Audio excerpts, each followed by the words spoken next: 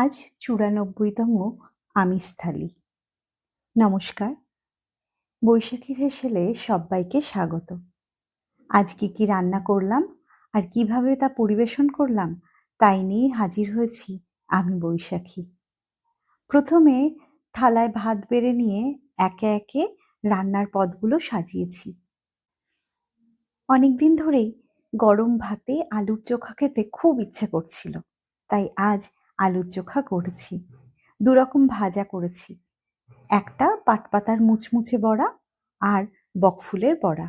দুটোই বাজারে খুব উঠছে। আর তার সাথে করেছি পেঁয়াজের মসুর ডাল।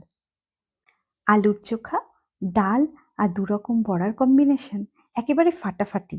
এর সাথে করেছি পাটপাতার ঝোল, শুকনো লঙ্কা আর রসুন ফোড়ন দিয়ে। আজকে কোনো মাছ রান্না করিনি। ডিমের ঝোল রান্না করেছি অমলেট করে।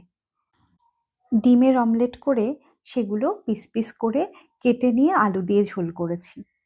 এই ছিল আজকে আমার দুপুরের রান্নার মেনু। আজকের ভাতের সাথে পদগুলো ঠিক হয়েছে কি না জানিও। খুব সাধারণ, কিন্তু বাঙালির ভীষণ প্রিয়, এইটুকু আমি বলতেই পারি, তাই না? যাই হোক, আজ আসি, আবার কাল দেখা হচ্ছে। সবাই সবার পরিবারকে নিয়ে সুস্থ থেকো, ভালো থেকো। নমস্কার।